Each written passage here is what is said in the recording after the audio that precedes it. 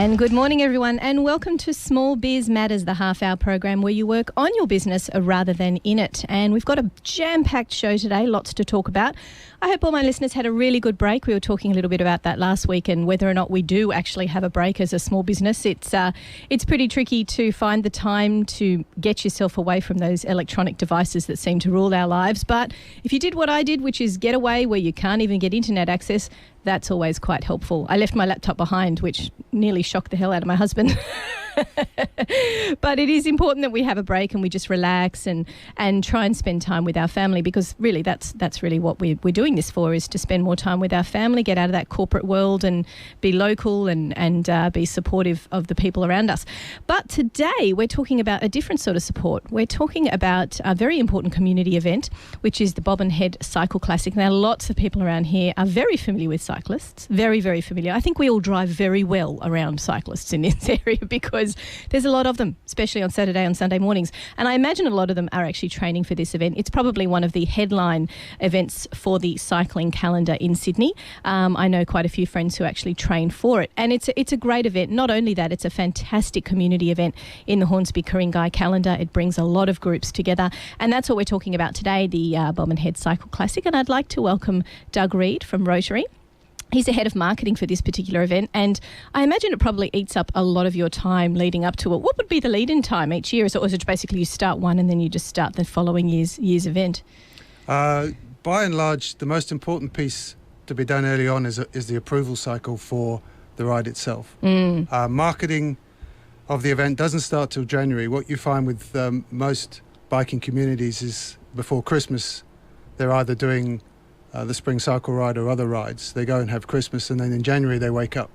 But from an approval cycle, we do start that early. We have 3 councils, Parks and Wildlife, and a number of associations that we have to gain approval for. We do that early. Plus, of course, all the road closures. I mean, we tried to have a Christmas party in our street a few years ago. Oh my God, that was just so hard. Had to close off the street. There were approvals. We had to let the police know. So I can only imagine how massive that would be for you guys as well. Yes, and the police come out to assist us put police officers around the event as well. So we need approval for them to support the event. And also the road closures. We do close part of Monavale Road, for example, and we do close part of the national parks as we go up to West Head. Of course, yeah, it's a huge event, particularly when you're running. It's not so large, but when you're cycling, there's a lot of stretch to cover. Yes, the really serious riders do 104k. That's crazy. And in that, they are also doing 2 or 3 major descents and ascents. So they ascend and ascend up Bobbin Head. That's nuts. I can't even imagine walking up that. To ride up it is absolutely incredible. So take me through while we're talking about it, the track, where does it go? How far does it extend? And you mentioned some riders do 104 kilometres. I presume that's not for everyone and you don't necessarily have to. So take me through the course. Okay, there are 4 rides. The course starts and finishes at Kurura Oval in Turramurra.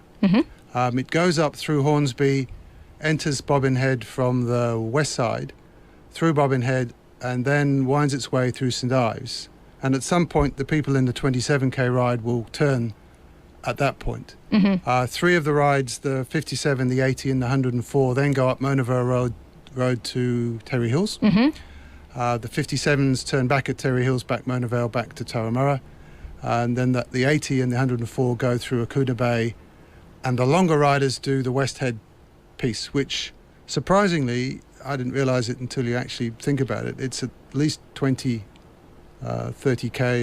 actually, yes, 20k from the start of West Head to the end and back. So that's quite a piece itself. It is actually, because it's the national park itself is absolutely huge, and when you drive it you think, I'll just pop down there to the lookout, and popping down to the lookout in itself takes a good 30 minutes. So that's an interesting, it takes, as you said, it takes up quite a lot of space and takes you into a lot of councils' jurisdictions. How long has the event been running? We're in our 6th year. Because it is very well known. It's surprising when you say that, because I thought it had been running for years and years and years, and it hasn't, but everybody knows about it. Anybody who's a cyclist is aware of it. It's part of their calendar. It's something that they work for. And it's definitely one of the most well-known events in this area, for instance, because of all the community fundraising that you do. Well, we do a lot of marketing. Funnily enough, it's a business in its own right, in a sense. It's not a for-profit business, but it's a $500,000 a year business. Wow. It costs us $100,000 to run it, so you do have to pay for a number of things: toilets, water. There's a whole list of things you have to buy and run. Mm-hmm. But because of our community aspect and the fact we've got 4 Rotary clubs, Lifeline, the Sand Hospital, a whole number of not only sponsors but beneficiaries, the tentacles of the event. We also have at least 500 volunteers that come out on the day. That's incredible. That's and so our word number. of mouth, if you like, is spread quite wide. Because as well as it being an important calendar event for cyclists, of course, and for the local community, it's an important calendar event for those people that you're raising money for, and in turn they provide their own volunteers. So there's quite a lot of organising involved with bringing all those volunteers into one place and delegating out each of the roles, I suspect. Yes, I had that job last year. However... Just why you're doing marketing. Well, no, I got asked to move on to marketing. The biggest challenge we have is we don't have an office. And we don't have a staff, and so we all run by volunteers, and we do have a little bit of change in so every year we do run to the same calendar but it's not as though you can ramp up the same team necessarily in all cases. However, what you do get is an enthusiasm that arrives every time. I know, having spent my life in corporations, enthusiasm sometimes wanes a little over time. But with this event, we can rekindle enthusiasm through the volunteers. Do you think that's because it is so successful from a fundraising perspective, and because you've got so many groups coming together that you don't struggle for volunteers? Well, everyone comes for a different reason. I do know the volunteers really enjoy the day. So the Women's Shelter, Dick Babb and his team, they come every year now, and they really enjoy the event. They know where they're going, they know their spot. And then they all go down to the Terry Hills Tavern afterwards, and that's really enjoyable for them. Yeah. A number of the Rotarians, I think, come because they do realise it's making a real difference to a number of the charities. Most of the sponsors come because it's a good thing to be involved in from an altruistic point of view. Yes. Some of them come because it's good to promote the business, and that's a good thing too. You get different styles. Some are very strong in marketing. Some, like the SAN, are probably passionate about health. Well, they are passionate about health. And now they provide not only riders on the day and volunteers, but they also provide some of the doctors.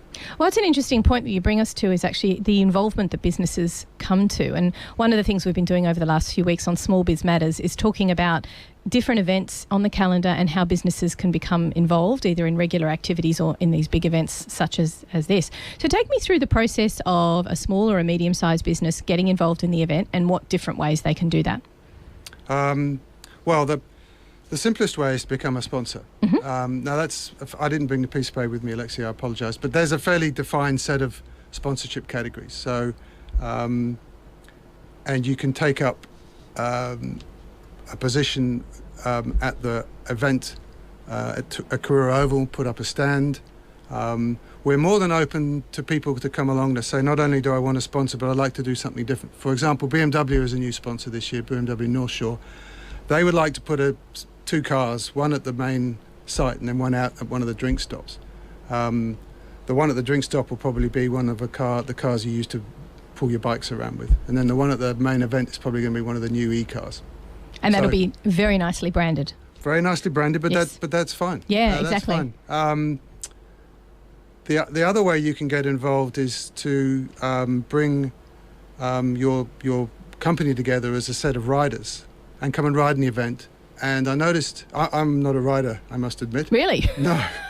I'm... You've got an outsider's perspective on how this all works. I observe some of these interesting characters. But they come well branded in Lycra. Yeah, right, yes. And you can put real corporate... A lot of them ride as teams. Teams are very important. They're interesting. Speaking commercially, teams are fantastic. They raise more money than individuals. Teams sort of become self-competitive in terms of fundraising. I know one of the teams that wins the fundraising prize, I know the main individual, and she is really keen to be number one fundraiser.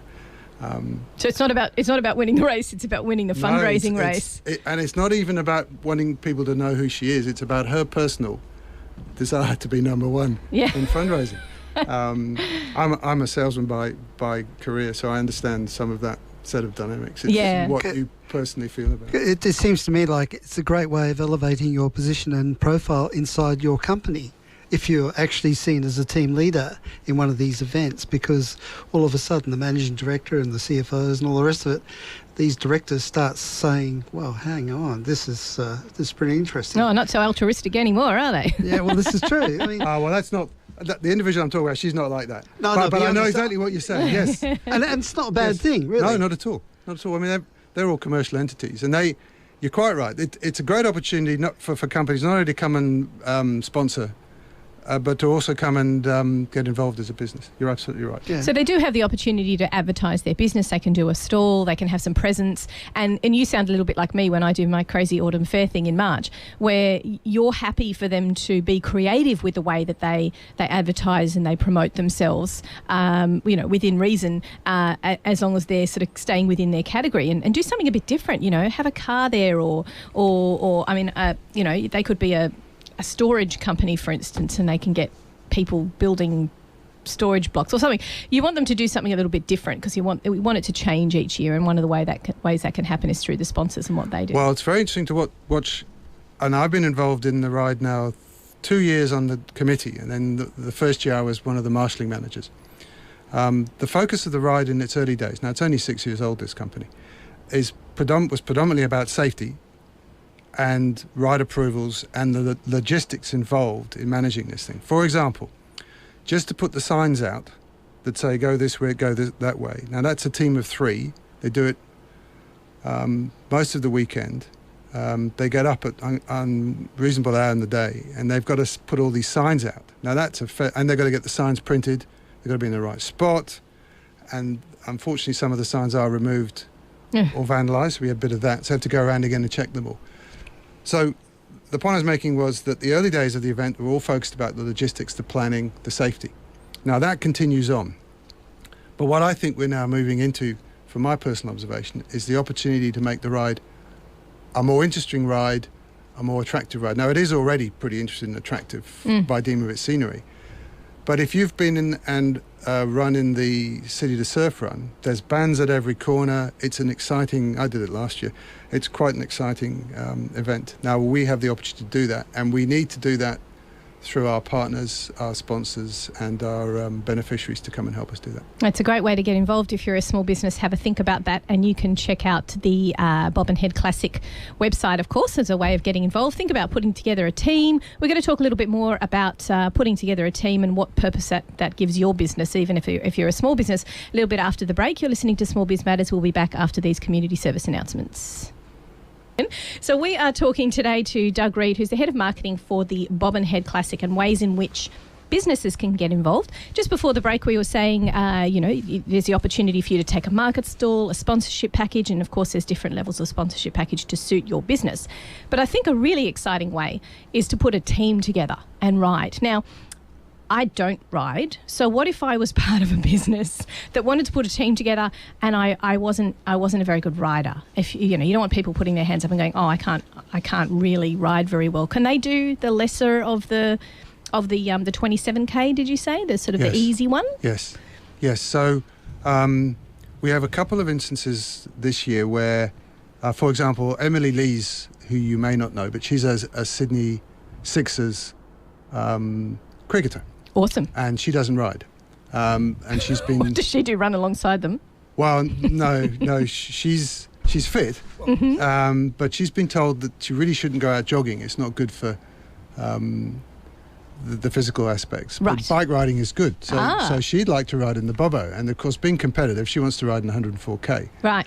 And she wants to bring a team. So we said, righto, well, the thing you really need to do is learn how to ride in a team, and you need to warm up to doing 104K. So one of our mentoring riders, we have a number of riders in the group. So one of the Rotary Clubs, Ku-ring-gai, has a lot of riders. So we've plucked one of them out and said, would you help Emily when the big bash is finished, train for the event and get ready and come on rides with you and go through because there will be, and I've seen them riding in groups, there are etiquettes to how you slow down the peloton without all running into each other, and warn each other that there's a turn coming. So it does take practice. Therefore, it's a great training exercise for bigger companies out there to put a team together. And not only are you getting your staff fit, which we all know is going to improve workers' productivity, but also you're getting them together on a regular basis in your team building by putting them as a training. I didn't even think of the training exercise aspect.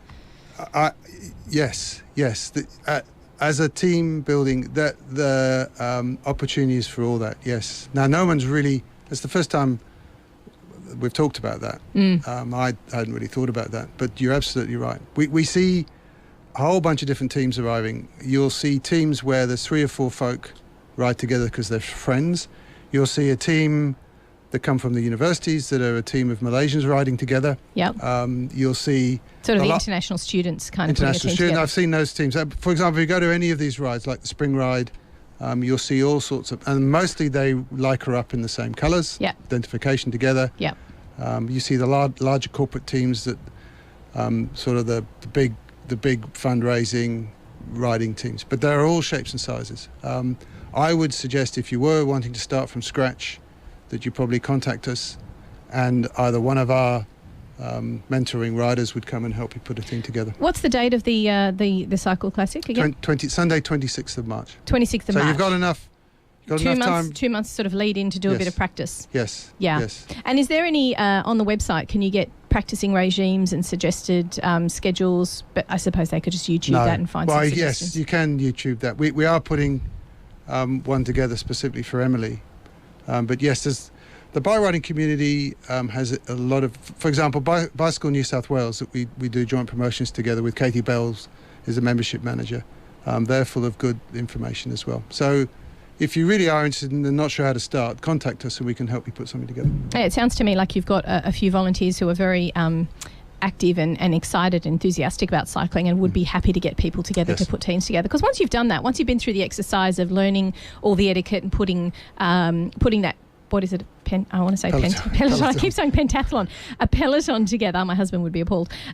When you put that group together, once you've done it once, you can do it as an annual event, and that brings me a bit to the altruistic side of things. A lot of big corporates nowadays have built into their vision, their mission statement, that they're trying to be more sustainable, they're trying to be more community minded. And in fact, if they look at it from purely a selfish point of view, they need to tick that box in order to get shareholders and people willing to invest, because people want to know that the companies they're investing in are positive for their local community. So this really ticks that box, doesn't it? You're getting your workers healthy, you're encouraging them to be fit and active, you're doing team building, which obviously improves the longevity of people remaining with your company because they want to be part of a team.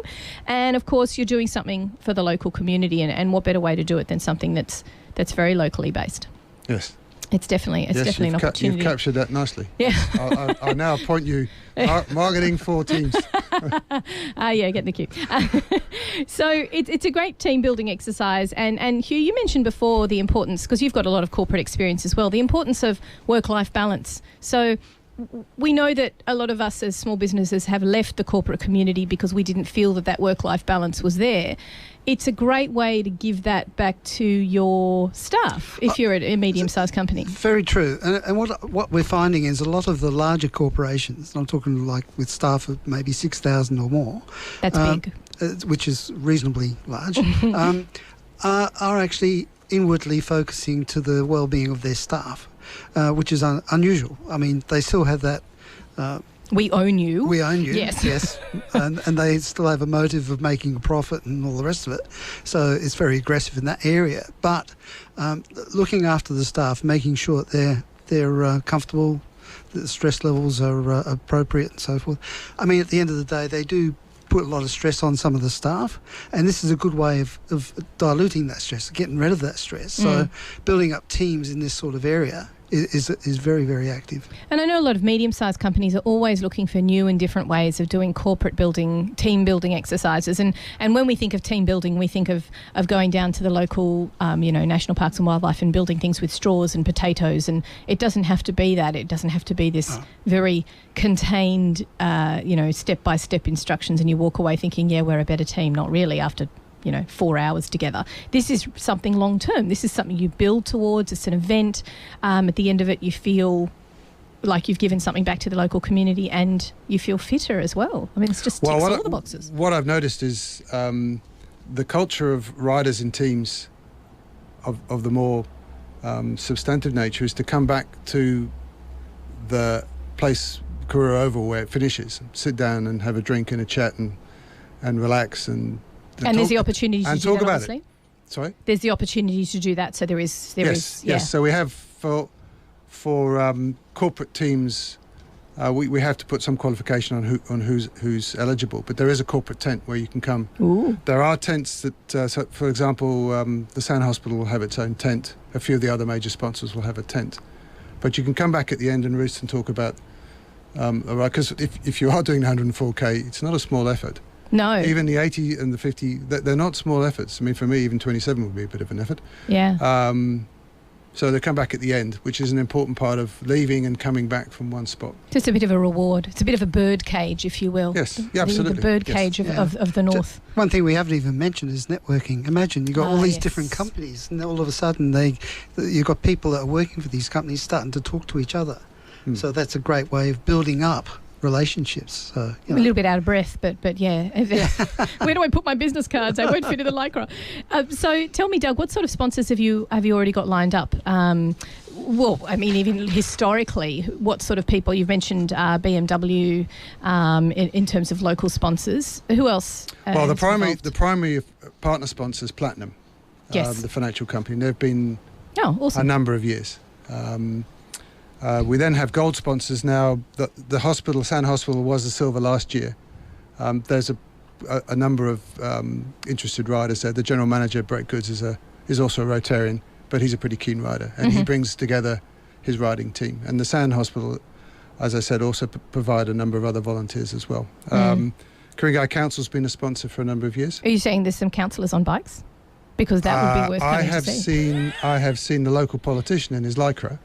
This is Matt Keane. Matt Keane, yes. Matt Keane will get into Lycra at any opportunity he has. Yes, he has registered and he is riding. That's fantastic. Has he got a team? He tells me he's bringing a team, yes. I haven't inquired. That's good. But we believe he is. Are you listening, Matt? We expect a team of 20, no less. Bayer Australia. Now, I know they've been a number of years. I've met the Bayer marketing. Yeah, they're based in Gordon, aren't they? Yes, they're gold sponsors.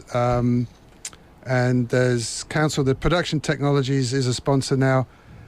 I think they sponsor in kind. From memory, the Production Technologies provide all the sound and audio-visual stuff, which is no small feat at the main site, the big screens and all that. And that's another way that the businesses can get involved. If you have absolutely nobody interested in getting on a bike, there are gifts in kind opportunities as well. Yes, I should have mentioned that. We need to buy. We buy bananas. We buy water. We buy. Not cookies, but muesli bar. We buy a lot of stuff. Now, we do go out and ask for people to sponsor. I think the water is sponsored in kind. That's also a way to help. Ice, toilets, signs, lots of stuff. So if you have any contacts in that field and you'd like to be involved in the Cycle Classic, then just get ahead to the... what is the website, by the way? Well, we have now a shortened form, Bobbo, BOBBO.com.au. Bobbo.com.au. Check it out and find out. The longer one is bicycle, Bobbin Head Cycle Classic. I'm sure if you just type in Bobbin Head bikes. Oh, yes, you'll see it. Crazy people on bikes going up Bobbin Head, that'll pop up. Yes.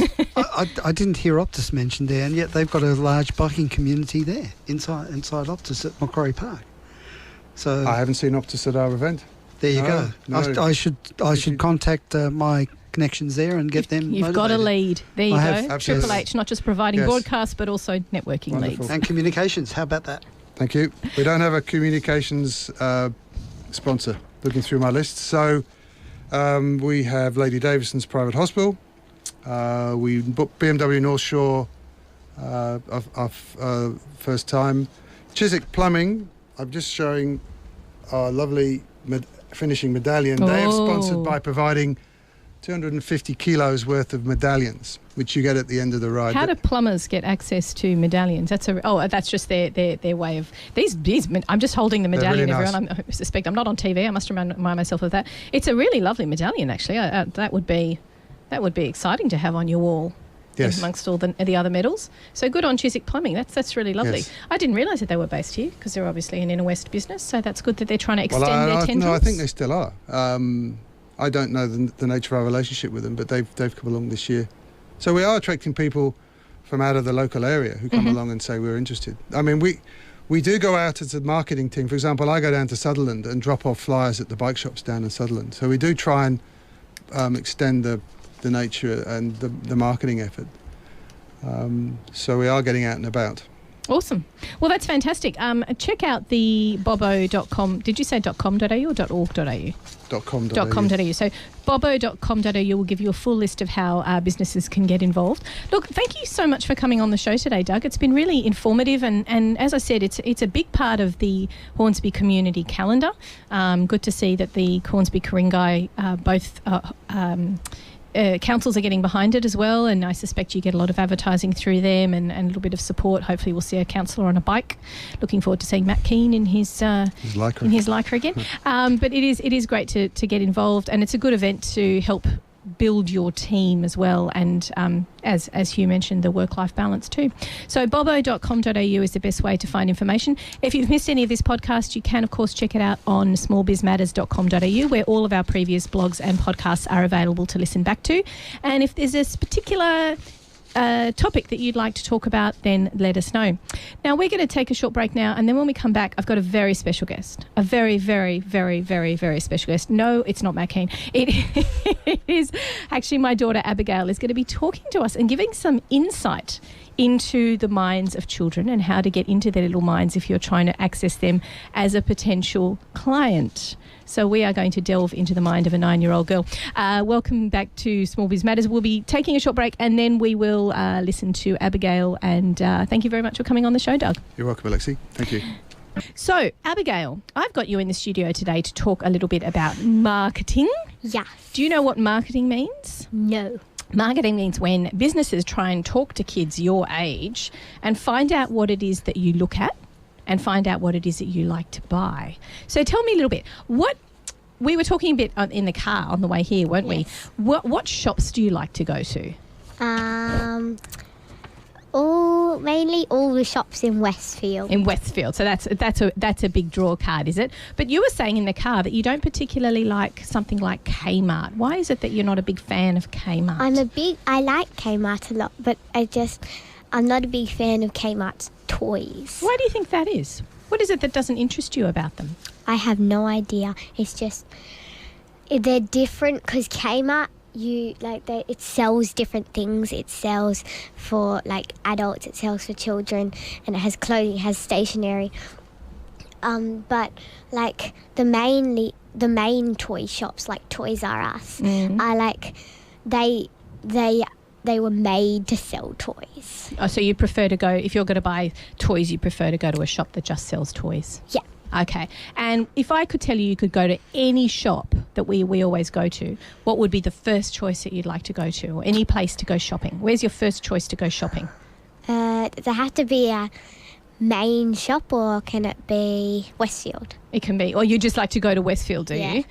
And when you're walking around Westfield, what sort of pictures catch your eye? What sort of things interest you when you're walking around? Toys and like stuff that includes like the community or our school or other schools, and mainly like if it says like free toys, really cool clothes, and there's pictures of really cool clothes, then I'd like pay attention to it. And it's funny, so you actually notice when you're walking around if there's a sign that mentions that they look after a local school, is that right? Yes. That's very altruistic of you. I'll explain to you what altruistic means a little bit later. And when I know that one of the things you really like to do is you like to go to the markets, don't you? Yes. We really like to go to the markets. Which are your favourite stalls in the markets? Definitely not food stores because like that's for adults. I mainly like probably like toy markets or clothes. Toy market, like second-hand toy markets or new stuff? Well, new stuff is mainly found in shops, but True.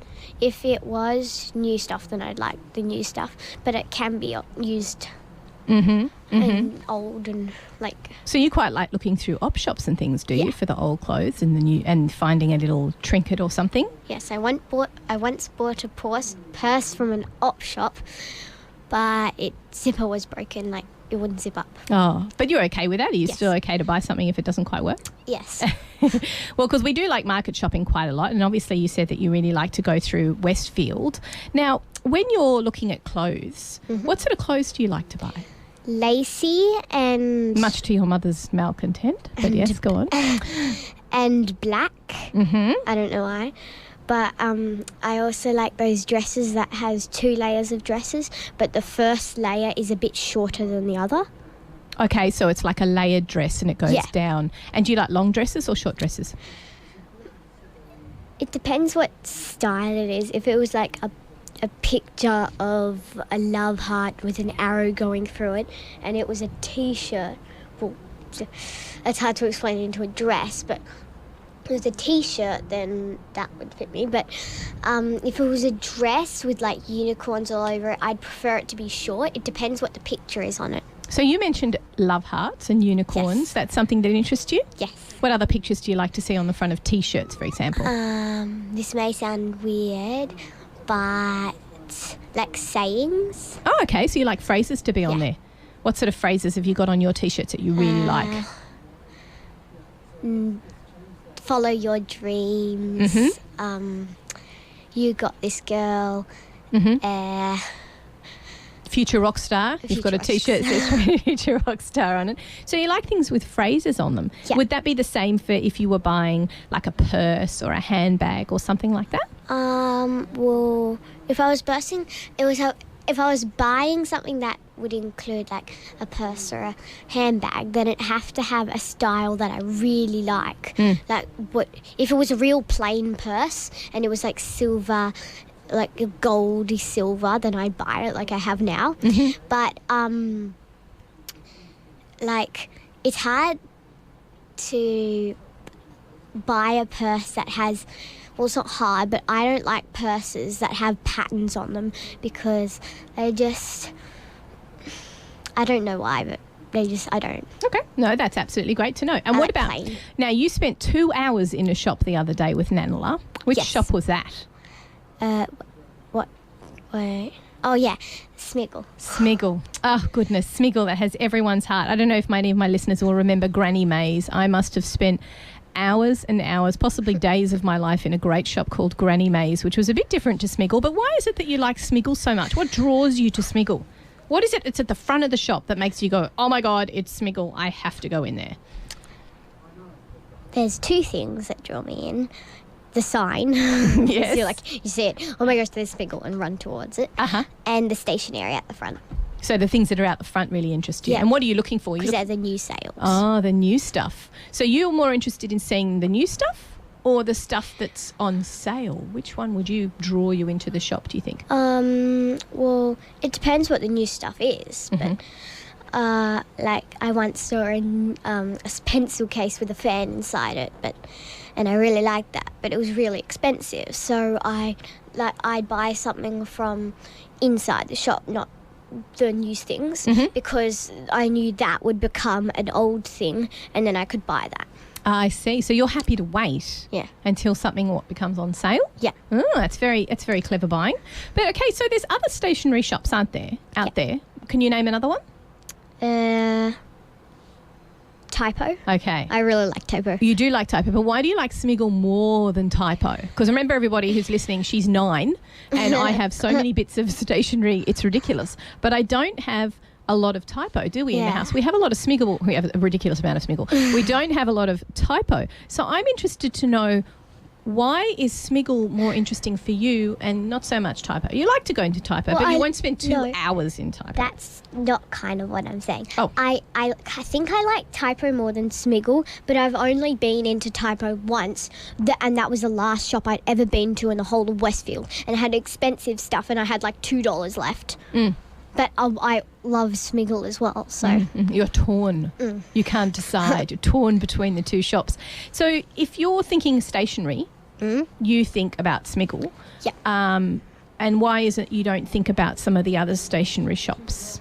Well, I don't always think about Smiggle because you never let me go to Smiggle. No, it's right, because I'm quite sick of seeing quite a lot of Smiggle in my house. But yes, go on. I do sometimes think of the other shops, but Smiggle, like you know, what are those things that you type on where you want to go in Westfield and it shows you where, like, go up the elevator? Well, I like using those, and the first thing I ever type into one of those is Smiggle. Oh, you type in the shop name? Yeah. Interesting. So you wouldn't type in stationery? No. Ah, okay. Very interesting insight we're getting here into the mind of a 9-year-old. I'm just selling my child's mind to everybody out there who might be marketing to younger kids, because this is a time when a lot of parents might be taking their kids to the shopping mall, particularly on hot days, just to sort of like get some respite from the heat. And it's interesting to see what draws her into stores. What is it that puts one shop that's in the same category over another, and how those particular shops market to them. Any of you out there who have a market stall, for instance, and are trying to get small children or 9, 10, that age group to come over, might want to listen to what she has to say in terms of what she wants to see out the front. So at the front, you said that you like to see things that are on sale, but also new stuff that's coming up. Yeah. What would make you choose to go to a particular market stall? You know, when we go to the markets, there's 20 or 30 stalls there, lots of different things. You said you're not interested in the food, but what can people do who are selling other stuff to draw you over to the store? Well, one thing I didn't say I was not interested in the food. I just not a big fan of the food. Okay. But I do like giant pretzels. Okay, all right. Okay, so apart from having a giant pretzel outside the store that you can go and nibble on, what is it that would draw you over to a store? What catches your eye when you're walking around? Well, bright things, because mainly when I see bright things, I think, oh, that's stationery or toys. Main thing I'm looking for in the market is toys, because, like, it's a kid thing. Yeah, absolutely. I mean, that's. But if somebody out there is trying to sell something and they're maybe selling clothes, how do they get you to come over to their stall? You said you liked sayings on T-shirts? Yeah. So if you saw a saying, that might draw you over? Or is there a particular colour that you prefer? I do like blue and yellow. What I really wish for is a blue and yellow T-shirt mixed together, and a phrase on it. Do you like to buy things for other people as well? Yes. Yeah. Because sometimes I don't know what to get, so I just buy things for other people. And so if you had a little bit of money in your purse and you were trying to buy something for, say, a friend's kid next door or a younger child, what sort of thing would you be buying for that younger child? Like a soft toy or a doll or like some... And if you're buying things for other kids, where would you go? Would you go to those second-hand stores that you mentioned earlier, or would you like to go to the markets again to buy stuff for... Because if we're thinking about Christmas, when we were buying things for other kids and I needed your help to buy things for the other kids, if I said to you we'll go to Westfield or we'll go to the markets, where would you prefer to go? Like, if it's for kids, then it's probably Westfield. But if it's for adults and kids, this sounds a bit weird because you could go to both, but if it was for adults and kids, I'd go to the market. And what's the best thing you like about market? Because it's all very different, or? It's different and it's colourful and the prices are cheaper. There you go. So if you're a market stall holder out there and you're trying to appeal to kids in the 9 to 10 age bracket, they're looking for colour, they're looking for sayings out the front of the store, and you're looking for pretty things out the front, aren't you? Yeah. And as Abigail said, she prefers to go to the markets because it's a little bit cheaper and you can buy stuff for everyone. Yeah. By the sounds of it. That's awesome. Look, thank you very much for coming on the show, giving us your little bit of insight as a client to all those lovely little market stalls out there. Now, speaking of market stall, if you are interested in holding a market stall, we've got the opportunity at the Hornsby North Fair. Yes. If you'd like to come along to that. Another community event. There's fantastic community events going on in Hornsby all the time. Lots of rides, yes. Lots of rides, mustn't forget the rides.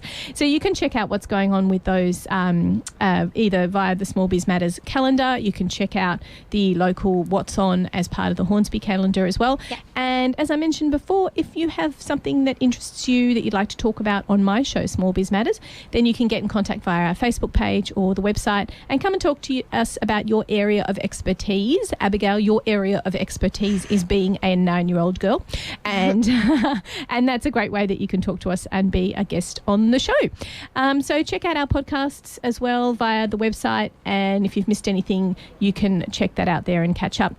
So you've been listening to Small Biz Matters, the half-hour program where you work on your business rather than in it. Hope to speak to you all next week, and have a great week. Thank you.